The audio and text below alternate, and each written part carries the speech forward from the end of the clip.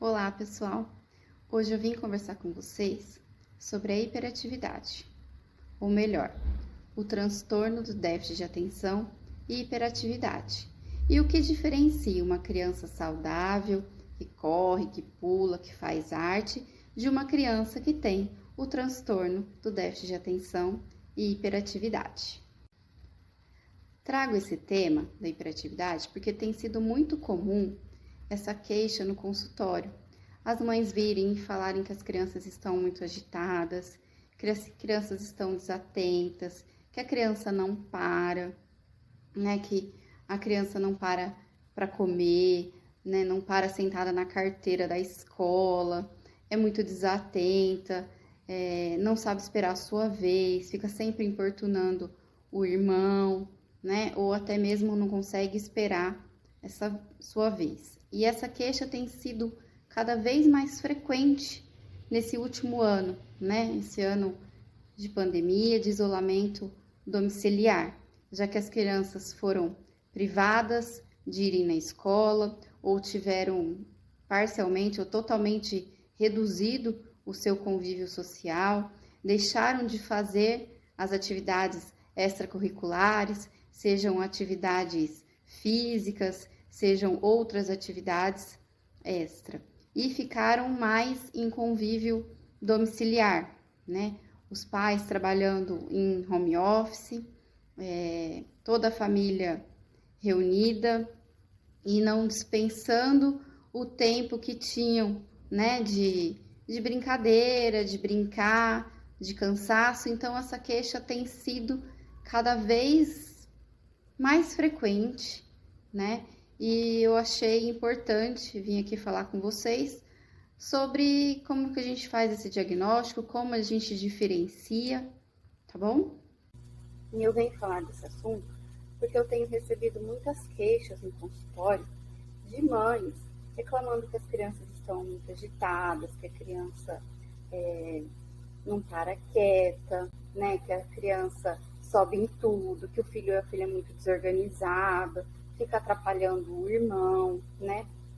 Não para sentado na carteira, não para sentado para se alimentar, seus brinquedos são sempre todos quebrados. Né? Elas falam que um brincar deles é justamente esse, quebrar os brinquedos, né? Não consegue esperar a sua vez, né? Muita ansiedade, não espera a sua vez para falar, não espera a sua vez para concluir alguma atividade, né? E até quando, né? Isso é normal? A partir de que ponto isso se torna um transtorno, né? É sobre isso que nós vamos falar. A gente sabe, desde que começa a estudar o neurodesenvolvimento da criança, que a criança de 2 a 5 anos de idade, ela tem uma agitação que é própria da idade, né?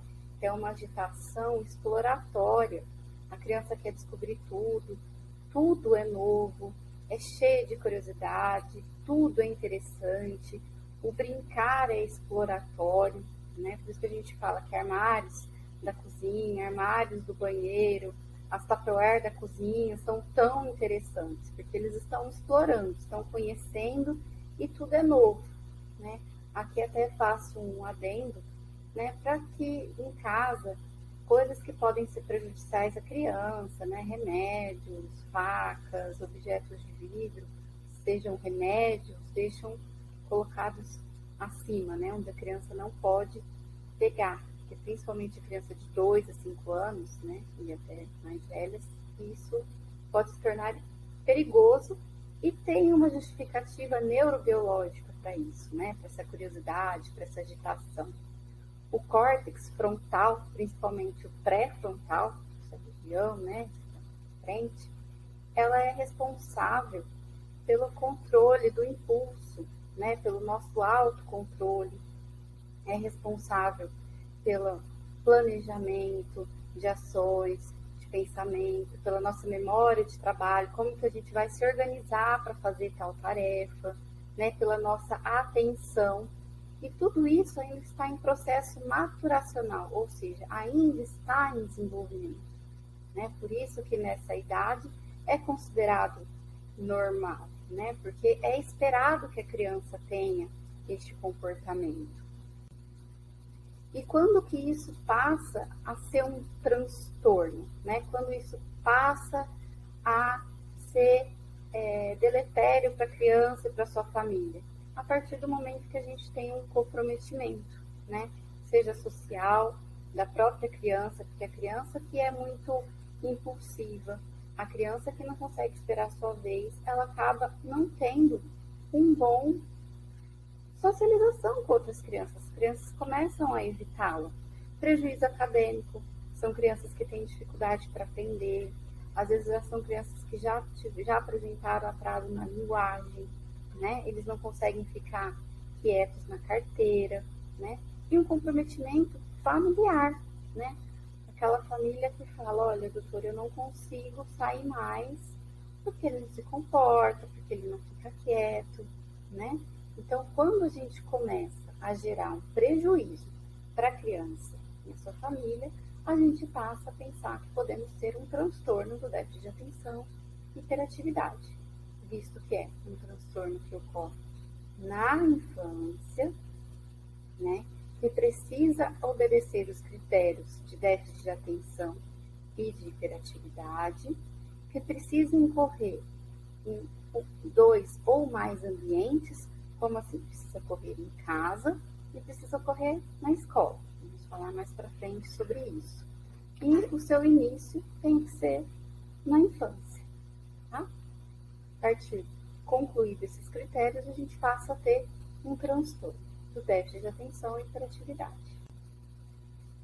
É um transtorno neurobiológico e neuroquímico, ou seja, ocorrem alterações a níveis cerebrais, a nível de neurotransmissores, que vão impactar com o diagnóstico, né? Com a clínica de desatenção, inquietude, agitação, impulsividade, em algumas crianças dificuldades na aprendizagem, né? No aprendizado escolar.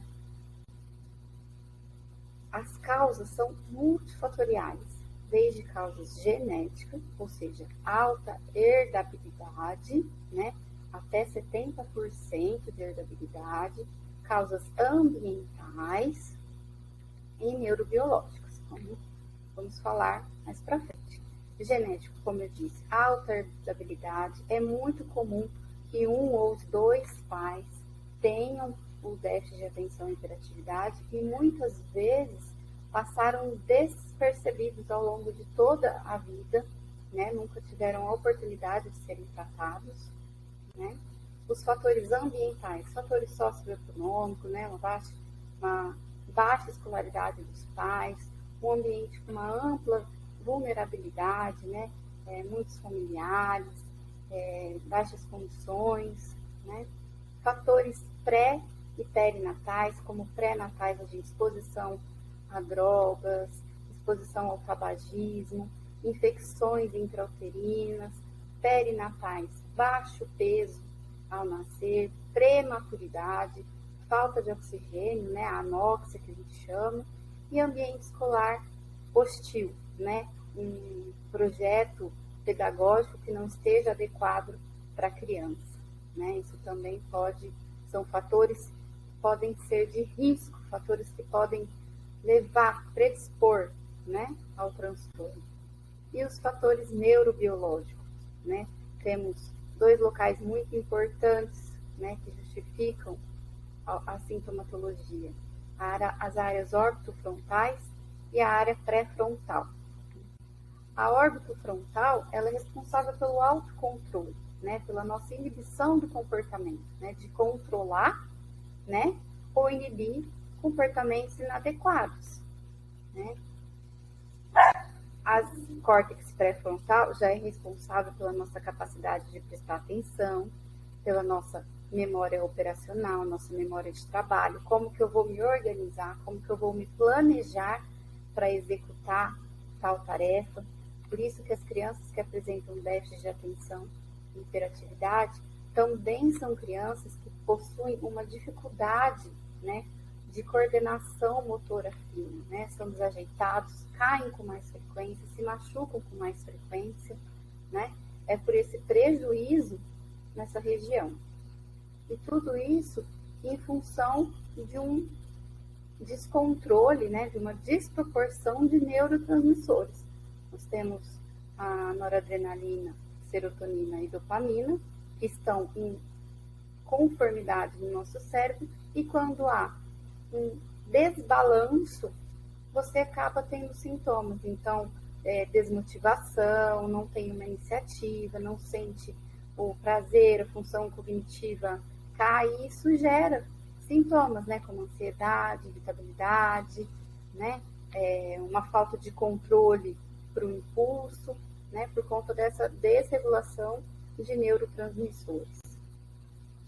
O diagnóstico é clínico, eminentemente clínico, ou seja, com a queixa que a família traz para a gente, por uma avaliação, uma anamnese minuciosa, né, por especialista, e podemos ter em associação relatório da escola, relatórios de atividades extracurriculares, né, porque lembra que eu falei que a gente precisa que ocorra em 2 ambientes, então não adianta eu ter apenas uma queixa em casa, que aí precisamos ver como que está esse ambiente doméstico, como que está esse ambiente familiar, como que é esse convívio familiar, e também não adianta eu ter apenas uma queixa escolar. Precisamos verificar com a escola como que está o processo pedagógico, o processo de educação dessa criança. Então, precisamos para o diagnóstico ter pelo menos acometimento em 2 ambientes, seja ele em casa, escola, seja ele casa ou trabalho.